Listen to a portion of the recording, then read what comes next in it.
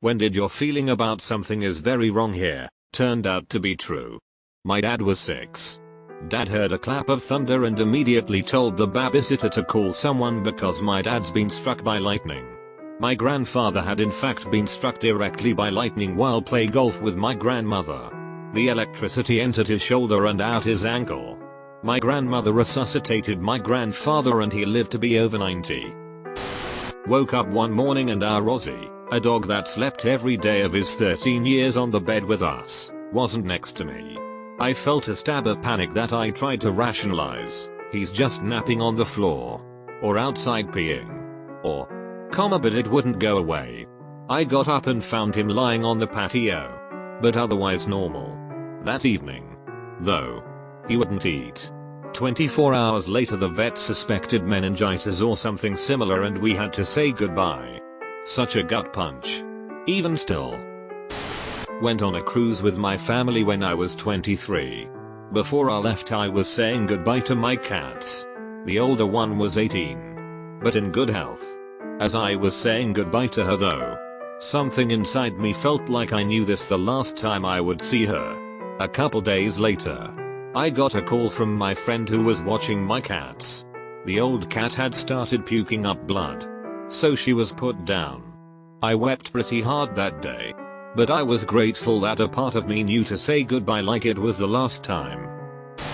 I befriended an elderly man after a middle school project about WWII. He served on the USS San Francisco, and I continued to visit with him weekly or so all the way through high school. His house was on the way home from school and I would often call to tell him I was coming and then drop by after practice. Being a 92-year-old man, he didn't have a ton going on. But occasionally had appointments and such that took him out of the house. One day I called and he didn't pick up the phone. Not super strange, given the aforementioned appointments. But I just had this sinking feeling in my chest that no matter how long I waited, he was going to pick up the phone. Got a call the next day from my middle school teacher, who also regularly checked in with him, telling me that he had passed away. I got to speak at his service and I'll always remember our time together. R.I.P. Gene. It was Mother's Day and I had woken up hungover and had to travel up to St Andrews from Edinburgh from my girlfriend's. I had work in the morning that I could see far enough. When I got on the bus, I sat down and suddenly felt a sharp pain in my shoulder. I thought nothing of it and fell asleep. I woke up and stared out at the grey little towns I passed through. I remember feeling very sad. I'd been away from home so long and I missed being with the family. The pain came back then and started in my elbow and fingers too. In that instant I started crying because I just knew that it was cancer. I was 24. I pushed it to the back of my mind for weeks, then saw my GP, a physiotherapist and two shoulder specialists. I eventually convinced myself that it was a pulled ligament or trapped nerve, but then after 2 months of waiting and a bone biopsy I was told I had a high-grade stage 2 osteosarcoma on my upper humerus. 6 months later, one successful 4/4 amputation and some lung metastasis thrown in for fun and I'm sitting here completely bald, high as a kite, telling the internet I have cancer. Things are looking up though. My love to each and every one of you. I was accidentally given a massive morphine overdose in hospital. I was in the process of being moved from one ward to another and knew there was a really good chance I would be left alone for a while because the staff were really busy. I could feel myself becoming amazingly, intensely relaxed, and trying to keep myself awake enough to let a staff member know what had happened and how I'd been overdosed. Was given 10 mls of morphine rather than 0.5 mls. Was really hard. It kinda sucked that they didn't believe me. But once I let them know that I was a midwife and I wasn't kidding around, they took me seriously. The next few hours, including a medical emergency team call, are very hazy in my mind. When I was 8 and heading out for school, my dad stopped me, gave me a hug and told that he loved me. Not something he'd usually do like that. I had a weird feeling the whole day. And I remember drawing a picture for him. When I got home, police were everywhere and my mom and some neighbors found me and told that he had killed himself. I later found out that it was because he had been diagnosed with ALS. The picture I drew that day was buried with him. Edit. Thank you so much for your kind words. It means a lot. It really did mess up my family. My little brother and I got taken away from home a few years later because my mom became mentally ill. Life has been tough.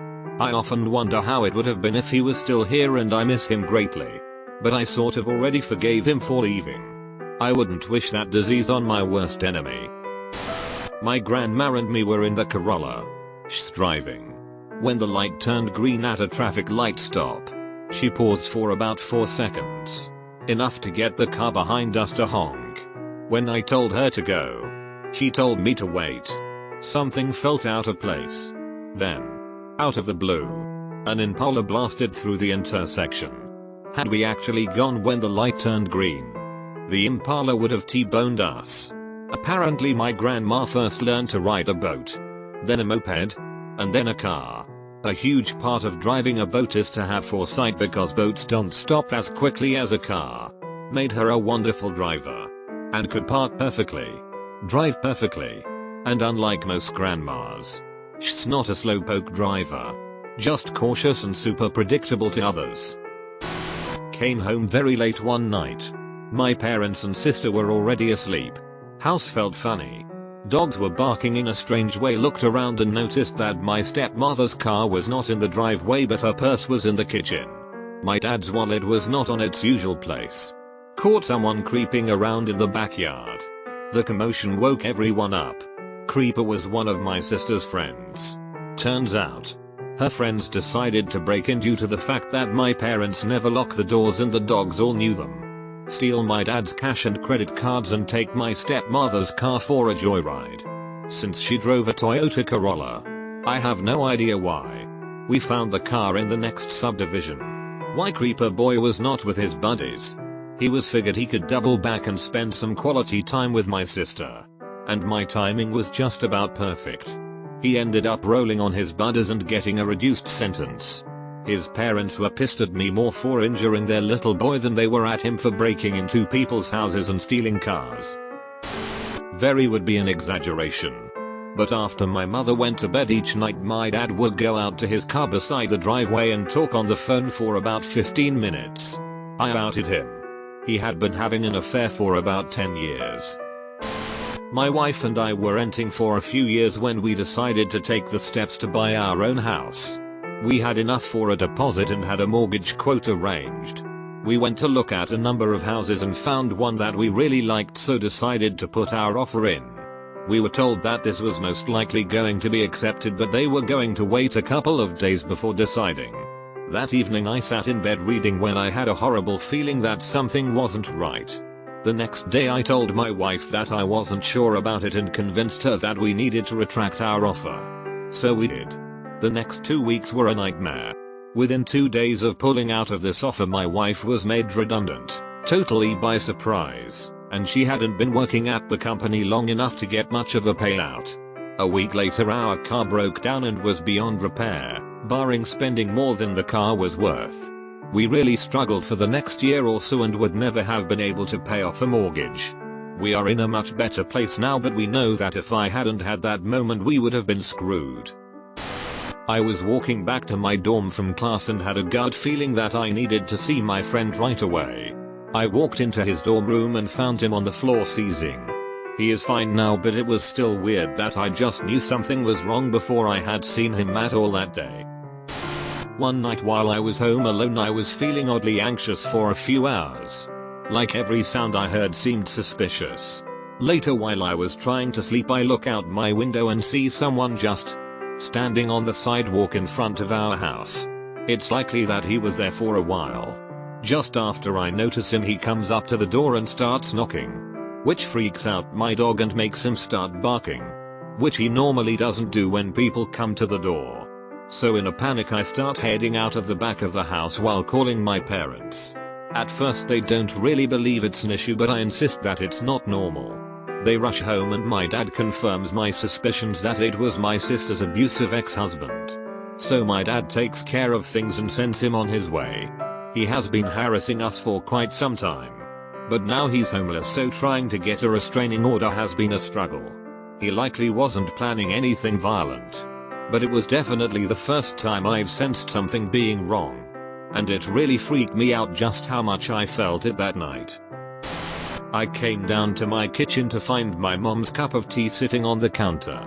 Full and ice cold. She was sitting at the bottom of the steps down to her room and she didn't look good. She told me she just got dizzy and needed to sit down. The more I pestered her, the more she told me not to worry, she just needed to lie down for a bit.